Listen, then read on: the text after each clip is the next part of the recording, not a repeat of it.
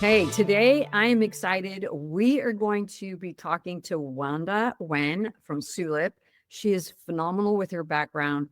She really has a great story. I always appreciate everyone's stories and their open, honest, the work that's gone behind what she does. So I'm actually going to let her introduce herself, what she does, some of the places where you can find her, and then we'll also share that in the transcript for the video. But Wanda, we want to say hi and welcome to the podcast. Hi, everyone. Thank you so much, Michelle, for seeking me out and having me come on to your podcast. I feel very honored to be in your company and everyone else that has gone before me. So thank you so much. Thank you Yes. so much for seeing me. Yeah. I think your work is phenomenal. Well, So thank you have you. so many beautiful pieces and your own personal art. So let me ask you this. Can you give us a quick story of you were on the cover of Vogue or you were in Vogue? Tell us a little bit about that. You know, I've been in business for 30 years and I have probably been in almost every style publication, whether it's myself, Wanda Wen, or Soolip, either mentioned or appeared. And it's everything from Vogue to Better Homes and Gardens to the Wall Street Journal to Los Angeles Magazine. I think over my 30-year career, I have been seen in a lot of places. And, what I do is basically play with paper and I create with paper. And because of my fashion background, so I spent 11 years in the fashion industry before I started Soolip. Because of my fashion background, I think that has definitely come into play with how I approach paper. I really approach paper as fashion because it really is. Yeah, it really is. And when I have a client that comes in that wants stationery, or even when I do it just over the airwaves, at this point, a lot of my clients I never even see because maybe they're calling in from Aspen or Palm Beach or New York. And so, if someone wants stationery or if someone wants to gift stationery to someone, my first question is, what designers do they like to wear? What is their personal style? What is their color palette? Are they modern? Are they more traditional? So it really is, and even goes to wedding invitations. That there's such a gamut in aesthetic.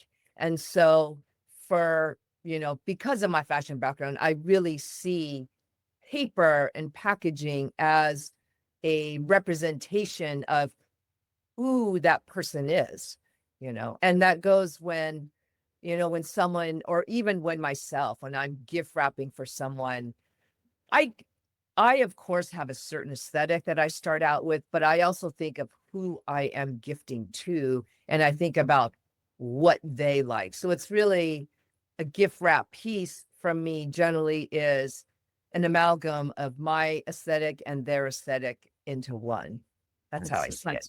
That is fascinating. And the fact that the fashion, Wanda, I design mostly around fashion. Do you? I do. And I was interviewed by the Washington Times, and Yes. he said, how did you, what makes you think that way? And I said, it's interesting. It's all about fashion. Like, Yeah. I wake up in the middle of the night and I have a dress or a vintage look or something I've seen, and I'm like, Yes. do this. And I exactly what you said. So that's so cool. I think one of the mistakes that are made in the gifting space, whether it's wrapping or a corporate gift or a gift basket or whatever, we tend, the majority, not everyone, because I gift to the person who's receiving for sure, all of the look and feel of the gift. I think I hear a lot anyway, well, I don't like that. And I don't like that. Well, the truth is it's about the recipient. Yes. What do they Yeah. want? And, For sure. because so it's kind of interesting when we tie all those things. I think it's coming around to that really strongly now. There's, the sense of where it used to be very much opulence. Now it's more about craft and beauty and art and fashion in both the gift wrapping and gift space. it's changing a little Yeah. bit. Yeah. It's very, You're so, yeah, you're right, Michelle, about it used to be about opulence. I think that too. And I've never been about opulence. I have always been less is more. And I think it's just also when I pull from my own, I'm Chinese, but just pulling from my Asian heritage, really less is more. And so I have never been about the big bows. Like if you ever look mhm. at my work, even 20 years ago, it never was about the big bows. That's such It a great wasn't the statement. bigger the bow, the better. It wasn't I like, know. I like big bows and I cannot lie. It's just not true, is it? It's, that's a great topic because we briefed on this earlier where, this podcast is about for and about women who have been successful in their businesses, the ups and the downs, many over 50 who want to start a business or who are in business but want to grow. And so I was sharing with you that I think one of the negatives of the gift wrapping space is that it's too much. They put too many things. It's very right. big and very, you know, I think I also shared with you that I got boohooed off of the Ultimate Gift Wrapping Challenge because I don't wrap like that. I just don't. Right. Clean lines, beautiful ribbon, high Yeah. quality. And then in some of the communities, they like the way they wrap and they want likes on the way they wrap. But the truth is, it's got to be about the recipient and the trend. And the trend is less is more. And Yeah.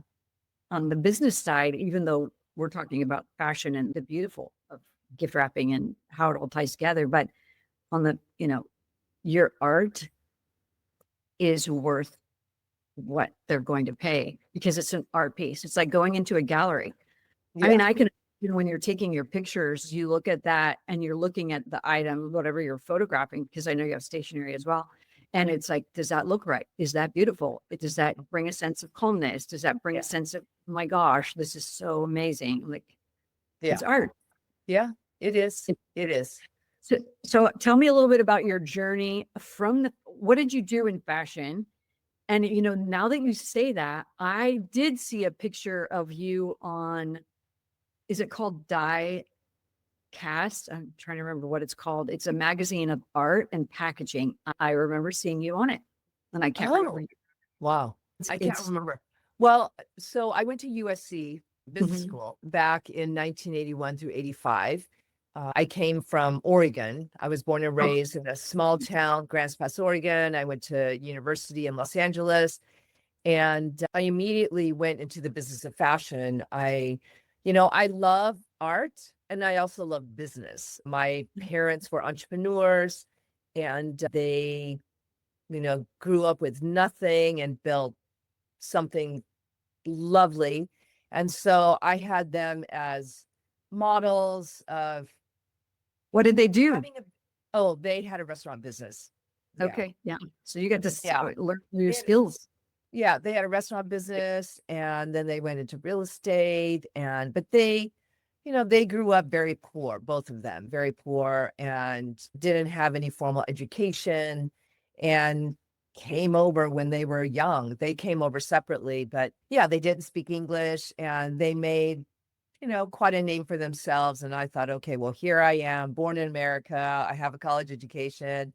I should be able to do the same and more. But I grew up working in the restaurant business. And so when I think back, I think that some of the things that I like a few, you know, pointed things that I gained was number one, being able to communicate easily with all kinds of people. So because I, was in the business and I would I was the hostess for quite a few years. And so I was always communicating with people and it's a service business. I also learned that nothing comes free. You've got to work hard. And that's, it's not, there's no handouts in life. And the people that work hard and are industrious will make it. And the smarter and more diligent you are about your work, the more successful you will be. That's just it. It's not rocket science, actually. So, but anyways, after college, I went into the fashion business and I first worked in sales and then went into marketing and merchandising. I worked both in Los Angeles and in New York, and I worked for Perry Ellis for 5 years, half those years. And then I worked for a company called Isden Company, which was based in San Francisco. And then also Steven Sprouse, which, Steven, there's like a cult following for Steven Sprouse. Is he American Apparel? Who is he? No, he was an American designer. He got his start working or designing for people like his best friend Deborah Harry of Blondie.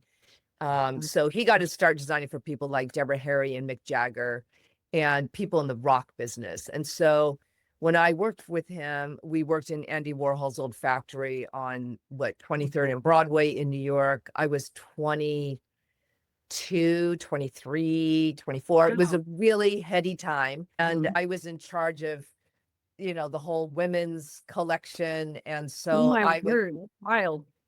Yeah, I would fly out to, I was 23. Right. I'm like, Yeah. my word. Yeah. I mean, I would fly out to LA often or Seattle. And, Stephen was such a darling of the fashion industry. And he had such a cult following. Like I would like people like Maxfield, which is a high end, it's like the epitome of fashion in Los Angeles. So we had people like Maxfield's clamoring for the product as well as Bullock's. And yeah, it was like the gamut.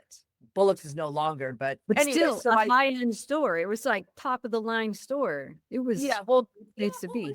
But I mean, Maxfield's is the top. Okay. I mean, or Barney's. I mean, Barney's in New York, which is no longer. So anyways, I had a lovely time in the industry, in the fashion industry. I met a lot of people. I cultivated my just observations and awareness of fine things. But I always had this love for paper, always. I remember being in second grade and exchanging Valentine's cards. And I loved the whole process of the mail. I just loved it. And I remember after I would get the little packets of cards from my classmates, I wouldn't throw them away. I would look at them, admire them. I would cut out little hearts or little bouquets that were on the cards. And I would use those to elevate and accent my journals, or I kept the family photo albums. So I would use the hearts to accent the pages on the photo albums. Right. You were ahead of your time there. Yeah. I mean, second grade, you're 7 years old. Yeah. And then I started writing letters when I was a teenager, and I became an avid letter writer, especially in college. I had a dear friend, Elizabeth Hubble, who is still my dear friend today. And she's a letterpress printer, as was I. And so we actually, interestingly enough, kind of went into the same business. But she traveled a lot in the world, and so did I. And so we would always write letters to each other, and they weren't just the normal letters. We always would elevate the paper by drawing things, or elevating and decorating the envelopes and finding the coolest stamps from whatever country we were in. And anyways, I've kept all her letters that she sent to me, and she's kept all the letters that I've sent to her over the lifetime. And we're trying to decide what we should do with these letters, because I feel like there's a book in there, like a visual. Letters to my friend. What? Letters to my friend. Yeah, letters to my friend. That's so nice, Michelle. That's really nice. Letters to my friend. Because you're both, it would be cool to have your one side and the other side, one from you, one from her, one from you, and you have a kind of a vintage, trendy look on your site. And so you could that would totally sell. Yeah. Thank you, Michelle. I'm gonna go back in this video and like listen Letters to you again. Yeah.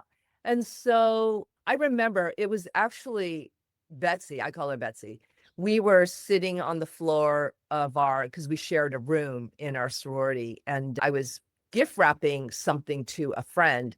And of course, when you're in college, everything's on a budget. And so I thought, okay, well, what am I going to wrap this gift in? So I just went downstairs to the kitchen, found a paper bag, cut it up, turned it inside Oh, that's out, cute. Yeah.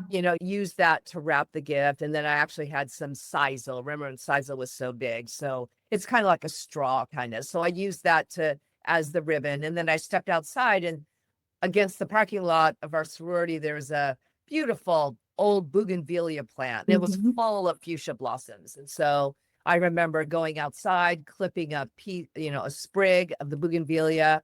I took that back in, I tucked it into the gift, and I remember holding it up, and I was so proud of what I just created out of nothing, really. It didn't cost me a penny.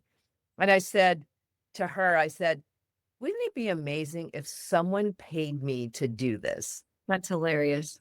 It's hilarious. I actually remember saying that, and for fast forward, I opened a paper store, and Random House came to me. I think that it was about, gosh, I think I was maybe 35 at the time. Were But you married Random when this House, happened? what? Were you married when this happened? Yeah. Yeah, Okay. I was married. I got married when I was 27. And then Grant and I had our first child, Simone, when I was 32. That was in 1995. And that's the same day, or actually, it's the same year, a month apart, that we opened. Soolip opened a month before Simone was born. We kind of did everything at the same time. Wow. That's But hilarious. anyways, I was saying that Random House, then I think I was maybe like 5 years later, Random House heard about me somehow, and they approached me about if I would be open to writing a book about gift wrapping.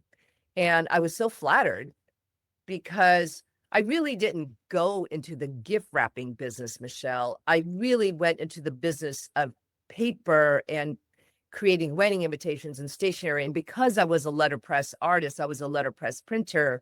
I had 2 printing presses in my garage, and I Oh used my to make goodness. cards for myself. And but so that was really my focus. But then the whole gift wrapping thing kind of was just a natural evolution from having the paper store.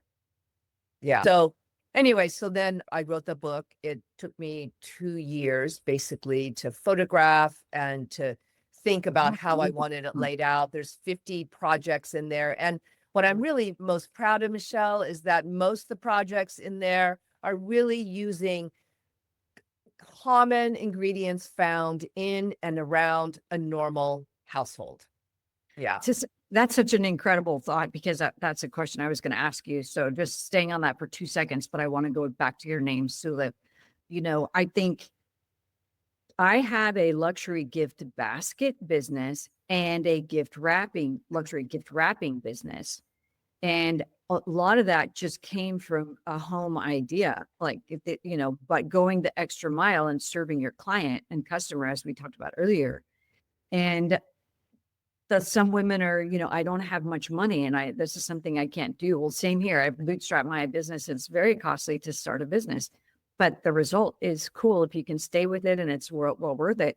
But using things around your house and doing it well Yeah. and mastering your craft, and that's what you did. Yeah. Yeah. So Exactly. and also something real quick, the Asian community itself is very cool on their gift presenting. Yes. Well, the Japanese are Japanese. known. Yeah, the Mhm. Japanese are really they're so elevated in their Mhm. presentation. Yeah. It's embarrassing. Like, you can learn a lot. Like we talked about Shiho. She is a queen of just her videos with music and tea, and just what she has done with that. But she's Japanese, and Yeah, it she's Japanese. is fascinating. You know, it's fascinating, and it's something we can learn Yeah. as people. And I think it actually is shifting, to be really honest. I feel like AI can do a lot of things, but can't wrap the gifts the way we want them wrapped, or personalize every single one Yeah. with a hand touch. And I know you hand touch all your gifts, and like I do. So Yeah. how did you come up with Yeah. the name Soolip? I'm fascinated by that too. And I want to go back So to your yeah, so Soolip is my middle name. Ah, And so it's a family name. And in Chinese, it has yeah. to do with wisdom, and that one's life destiny is to seek wisdom. It's 2 Chinese characters, and in Mandarin it's pronounced Xilap, which, yeah, but it's our family name. And my brother and my sister, myself, we all have Soolip as our middle name. And it's a long story, but actually it used to be our last name. And so my birth certificate says Wanda Soolip. And so actually a lot of my high school friends know me as Wanda Soolip. But it really is Wen is our family name. And we basically reverted to using Wen as our family name when I was a senior in high school, just to keep the family name going. And Soolip then became our middle name. And I that's know cool that sounded confusing. no, I think the thing that I've learned, okay, this is a secret. Nobody knows this, but people are going to know it now. I am fascinated by the Korean films. So I absolutely love that everybody's name means something. And I did that when I was had my children, my husband and I, we purposely named our kids certain names, didn't realize the impact of that when you're basically professing over your life, whatever the name is. And so it's That's true. Wanda Wisdom Wen, it's like you're professing your future. It's very cool. Yeah, interesting. No one's ever brought that up, but yes, I agree. I agree, Michelle. And Yeah. so it's funny how that happens.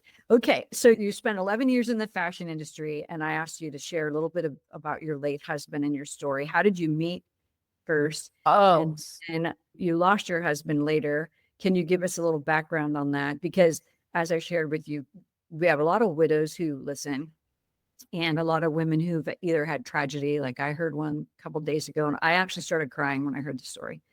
So anytime we can share yeah, encouragement during our own sure. tragedies. So Yeah. can you say a little bit, how did you meet him? And then, Sure. tell Well, us a little- Grant and I met when I was living in New York, working in the fashion industry, and he was living in Los Angeles, and he was a maitre d' at the Ivy at the Shore, which was a place to be way back when. I think it still exists, but it's been, I think 40 years. But the Oh my Ivy at God, the it's Shore. fun to hear these stories, it's so fun to hear you share these stories. I know.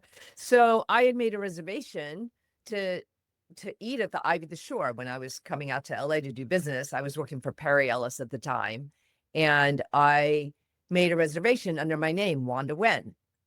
And when the day came for me to come in, I come into the restaurant and he was the maitre d' that night. And I decided to just sit at the bar and dine there and not be in the dining room. So my friend and I, Kathy Lockwood, and I were sitting at the bar, and Grant approached us and said, "Oh, have you been helped?"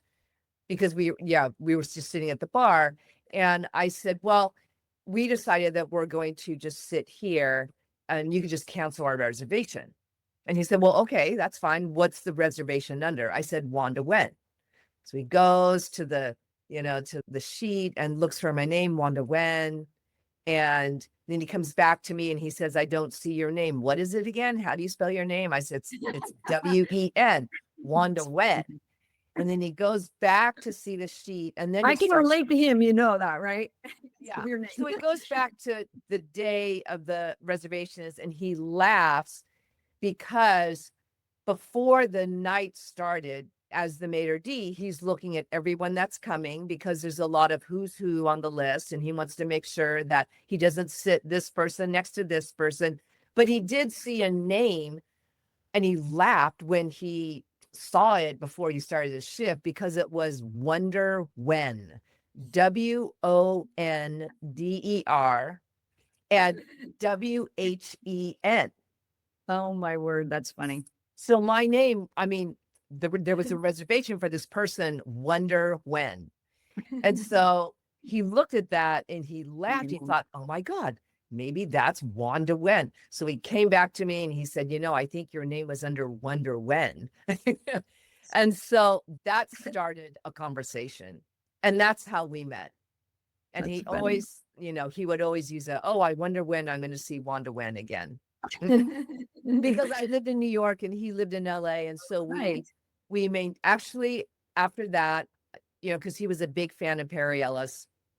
In fact, he was wearing a Perry Ellis suit that night. I said, "Look, here's my card. It has the LA address and the New York address, but it has the LA showroom. I said, go to the LA showroom, talk to Leslie Mahoney, who is the manager there, and she'll get you, samples because you're a great sample size. And so he never did that, but he started writing me letters. Oh, And so nice. so we wrote for about 7 months. We never called each other. And that's how I really got to know him. And then he moved to New York. And that was, the history Did you is. marry there? You married in New York? No, we got married in Los Angeles Back here. because he came to New York. He said he wanted to, like, in his heart, he wanted to come and get to know me. And he had a friend, the actor Kevin Bacon, and Kevin had a house in Sharon, and Kevin wanted someone to oversee this remodel of his house. And so Grant was the perfect person because he is great with his hands. He grew up in a woodworking business and he wanted to write. And so he moved out to the East Coast, and that's where we cultivated our relationship. And then he moved back out to LA because to work with Kevin in the movie industry. And anyways, that's like we carried on a 2-year relationship across the coast. And then I ended up coming out to Los Angeles and moving out to LA, which is why I'm here. Yeah. And I've been here ever since. Yeah. So we got married. We actually got married on the West Coast. We got married in San Francisco, we just loved the city. Yeah, that was in 1991. We got married. 91. Yeah. Wow. That's incredible. What a great story. Yeah. Fun. And the fact that you both are on the creative side, yet he's on the woodworking. Yeah. He knew how to serve people. And that. What? He understood how to serve people, because Yes. he's a maitre d'. So like you said earlier, your skill set, I grew up as a waitress. I was very shy. So it helped me learn to talk and not be afraid, and so it's such a great learning experience. It's a great job. Oh yeah. Very good. What a great story. So then after you were in the industry and then you started your store right after you had a baby? Well, I actually started it, right before. Yeah, I mean, I actually started it it opened the month before Simone was born. So basically, I had this desire to open a paper store. And when I was still living in New York, I used to love to go to Kate's Papery. Am I still on? You are. It just showed a disconnect for 2 seconds. Are you good? Yeah, I'm good. Okay. Yeah. So I remember going to Kate's Papery when I still lived in New York. I loved that store. And I always thought, oh, I'd love to open a paper store. And I remember calling Leonard Flax, who was the owner of Kate's Papery and part of the Flax family. And I met him. I remember meeting him for coffee and one morning. And so I was doing research. Even when I was still in the fashion business, I was just on the background doing my research. And I remember going to the National Stationery Show and oohing and eyeing. And but it was when I became pregnant with Simone, and I was 31 at the time, and Grant knew that I always had this dream of opening a paper store. And he said, well, we might as well open it now, because when we have Simone, we'll never open a business, because then you just, wise. Yeah. Yeah. So, I ended up getting an SBA loan from Bank of America. And we didn't really have any collateral because we really didn't have anything. Right. But she believed. It was a Korean woman. I will never forget her. Her name is Hera Kim. And she believed in my vision. I wrote a business plan about Soolip and as the paper business, and she loved it. And she approved a $50,000 loan with no collateral. And that's how I started. That's fascinating. So what would you say to somebody that has an interest, but they may be in the same situation? Because that's so good. The fact that you didn't have collateral, but you wrote a business plan and you pursued that, and then you opened your store. Yeah, I think it's just utter passion. It's, because there's so many businesses out there, and so many businesses fail, right? I think the businesses that fail are businesses where the founder is not 100% like attached to the whatever it is that is, right? So, you know, for me, having a paper store and having this vision of what it would be was just something that was so innate and so deep in my heart that I think Hera just saw it. And Mhm. she just saw, well, I'm going to take a chance on this woman because I don't see her never not making that happen. It's almost like breathing, you Mm. know, when you breathe, you're not thinking about it. It's Right. not a decision in your mind. It's not like saying, okay, I got to take an inhale, I got to take an exhale. That's not it. It just happens. Well, for me and my business, that's really how it is for me. I don't, you know, outside of me doing that business plan in the very beginning, I only did it really for the To get banks so there. I can get a Yeah. loan. But Right. and that was hard to be able to take what's in your head and like bring it down to something that is, you know, on paper, has numbers, because what it was in my heart, it didn't have numbers really. It just had it was a An vision, idea. An an idea, a idea. vision. Yeah. I've listened to podcasts and podcasts over a lot of these guys who've started these very successful businesses like DoorDash and Airbnb, and they all went through these dark and difficult moments. But the difference that I see for someone like you and someone like me is it's the creative side trying to get that on paper. When you're a Yeah. programmer, you understand this than this. And when you're a creative, it's a little bit more difficult. And Yeah. I think the benefit today of AI is that you can ask it questions and it can give you back some of this information, because I think for creatives, it's phenomenal, uh, Yeah. depending on Yeah. how you use it. But how, you know, if this is my type of business and I'm more right brained, and then like you said also earlier, just the business of business, learning how to have a business is very different than wrapping a gift or building it or, you know, creating a stationery set or whatever. It's okay. How do I make this profitable?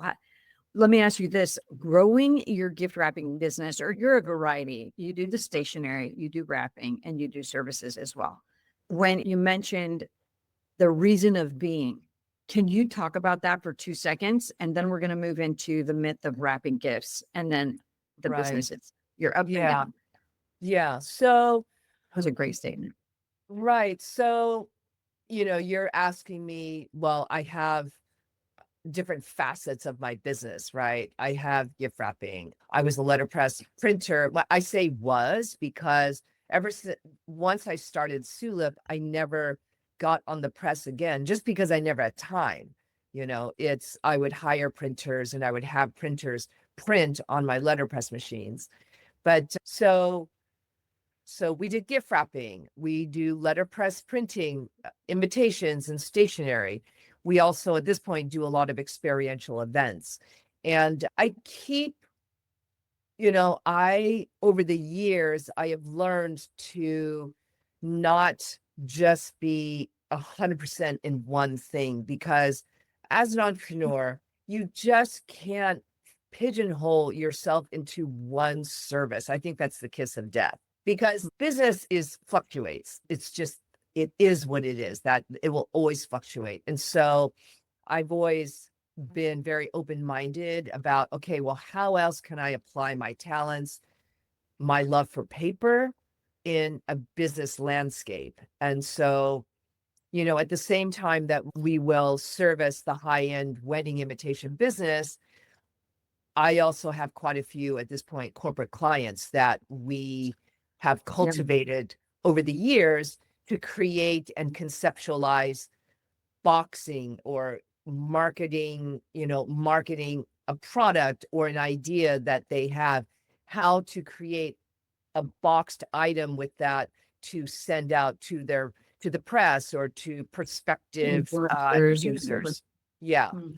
But when I talk about being and how, well, I guess how I am able to manage or juggle all of that, it really, I don't see it as a juggle. I see it as it's just part of who I am.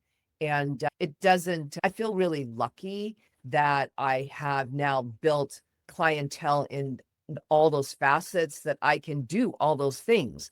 I have gift wrap clients, I have stationery clients, I have wedding invitation clients, I have corporate clients. And it also keeps me invigorated because I'm not just doing, One let's thing. say, wedding invitations, right? Because I know myself, I am, and maybe that is my downfall, but I know myself that I need to be stimulated to keep myself vibrant and my creativity vibrant. Otherwise, That's I would get too stale. And if you're too Mhm. stale as an entrepreneur, then that's like the kiss of death as well. Yes, it is, especially for a creative side.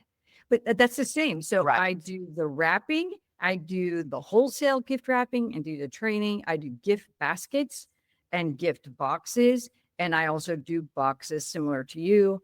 But Wow. it's like you definitely and then I get requests for stationery all the time. And I actually say no, because I don't have a setup like you do where I have a location to put all that. Yeah. So I actually have somebody that I forward that to. But yeah, it's kind of cool because I like being able to do multiple things. I really enjoy that. Yeah. And I Yeah. try to get some of the women who are florists or basket gals to consider wrapping or other things because there are many local needs. Mm, And some of the paper stores are closing because they don't have the same foot traffic or same I names know. tied, Yeah. A so lot. it's Yeah. heartbreaking.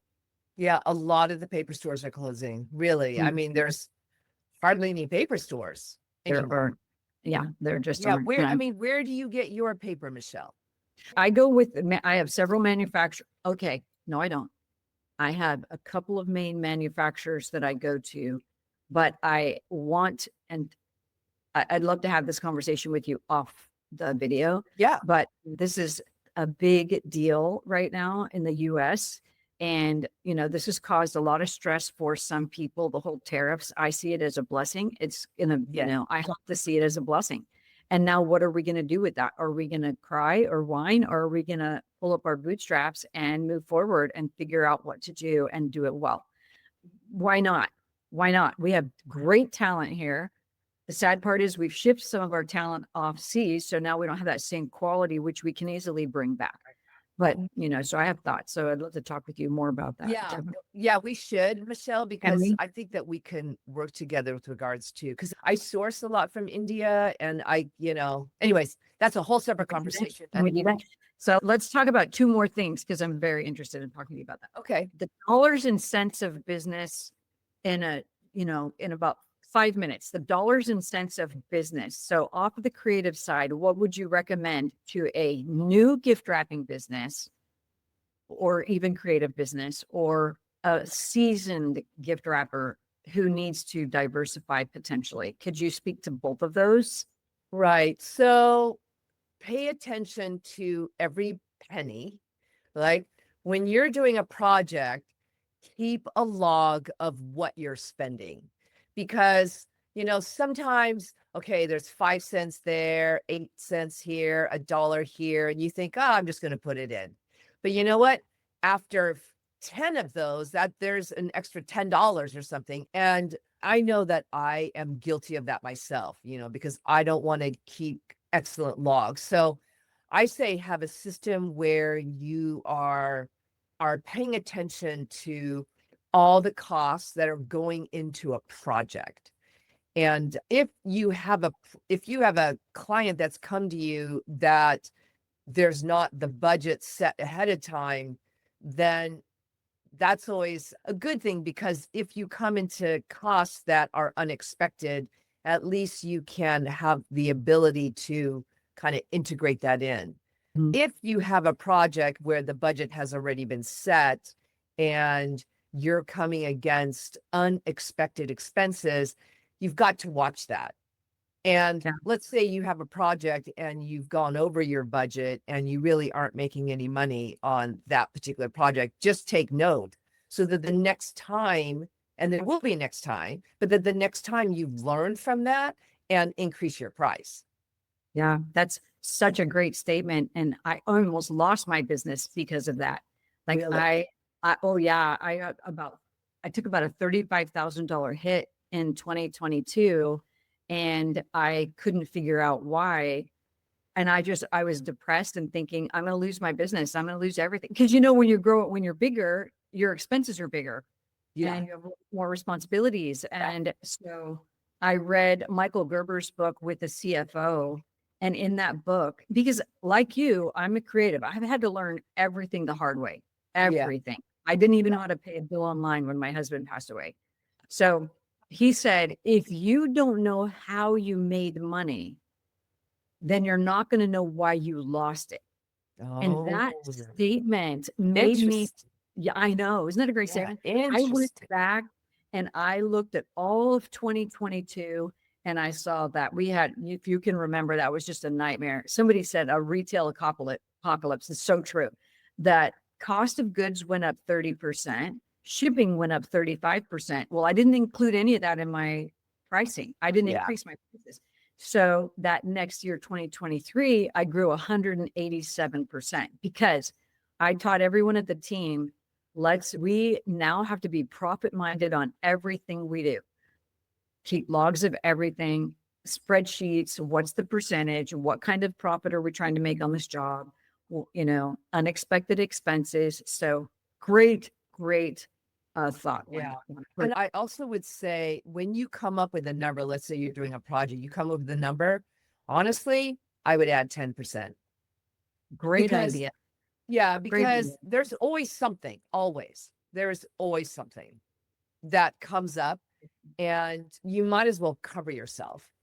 Mhm. And you also know that if you add that 10% and let's say you give the proposal to a client and maybe they're wishy-washy about it. Negotiate. Well, you could come back down maybe 2 or 3%, Yeah. right? Great So idea. always give yourself a cushion, always. Yeah. Yeah. That's And wonderful. remember that you're worth it. That's a great statement. I Yeah. think Bottom so- line yeah, is you're worth it. that's so great because Yeah. as we shared earlier, just so many women are so afraid to ask for more. I mean, Yeah. Yeah, they and are. it's, gosh, Yeah. this is a whole nother topic we can be on. Well, any last nugget you would like to leave anybody who's watching this, who either is afraid to start their business, it's been in their mind, they don't know what to do. And then lastly, let everyone know how they can reach you and your freebie that you have. Yeah. So, gosh, the last nugget is, and I would say this to anybody, is to, you know, sweep away all the stories that people have either said to you that maybe you're no good or you'll never amount to anything or you'll never be a good business person. Just sweep those away. They're just stories. They're just stories. And or whatever society has been able to infiltrate into your self and your heart and your center. Just give that up. Give it to the earth and come deep into your center, what it is that makes you tick, what it is that makes your heart flutter, what it is that impassions you, and start your business from there. And never forget this center because that is your guiding light. That is what's going to guide you through all the challenges that you will inevitably face, inevitably, and any turns in the road. And just know that you've got to be flexible in life. And it's not just in business, but it's just in life. One have to be flexible. The more in a box we live, the harder it is to live. So I will say this in business, the same thing. The more you live in a box, the harder it is to operate. Yeah, so true. So Yeah. true. And besides, Yeah. we have to think outside of the box. We got to wrap it all up beautifully. Thank you. Yeah. And how can people find you? Okay, so people can find me on Soolip.com. That's the best way. Soolip.com. I'll spell that for you. It's SOOLIP.com. I also have a YouTube channel called The Soolip Fix. Right now, I think it has about 50 videos, how-tos on wrapping, presentation. There's some where I take you into my kitchen. I'm all about just living a well, joyous, grateful life and taking care of your body, your mind, and spirit. I am a practicing yogi and I teach yoga. I also have a company called Yogaland Game. I created a board game called Yogaland Game, and it has its own website, yogalandgame.com. It teaches the 8-limbed path of yoga, and I came out with that 6 years ago. I am proud to say that I, along with my daughter Simone, who just turned 30, and another yogi, Monica Leslie, who is a doctor of physical therapy and a yoga instructor. The three of us are authoring the next version of Yogaland Game, and it is brilliant. It's much more understandable. I feel like the first version was a little bit too elevated and it was a little too sophisticated for the average person. But this second edition is going to be amazing. And that will come out the beginning of next year. So that's another way to find me, yogalandgame.com. And then I have Instagrams. I have actually 4 different Instagrams. The main one is Soolip_. So that's the main Instagram. I also have a personal Instagram, Wanda Wen Soolip. And everyone that's listening is welcome to connect with me there. Yeah.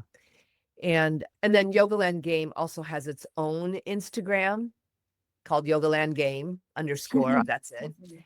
And then I started another Instagram because I created a product called the Social Nod Cards.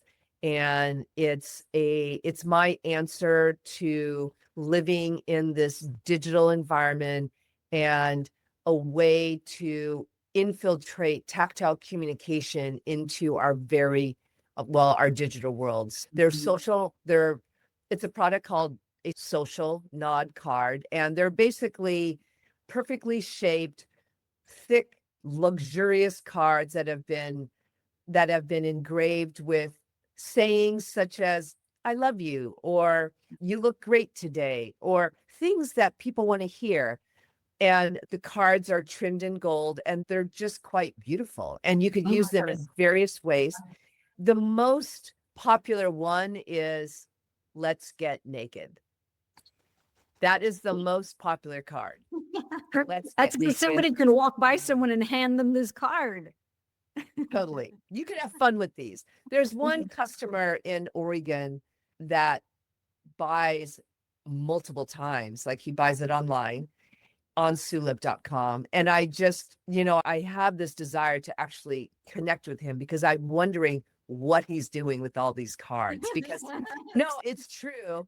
So And funny. like he'll buy 5 of a card or 10 of a card, but he's probably one of our best customers for the Social Nod Cards. And one of these days I'm going to contact him and just You ask. should. I have no problem with that. You should call him up and say, "I'm just curious. I can't wait to hear the story." You'll have to let us know on that. I'm just curious. Yeah. Well, Wanda, you are a treat and a treasure, and all the women in the gift wrap space, but you have such a great story. I appreciate your time on here. I will let everybody know where to reach you. All those links will be in the YouTube video for sure. And then your freebie as well. And we'll go from there. But thank you for being on. And okay. Thank you.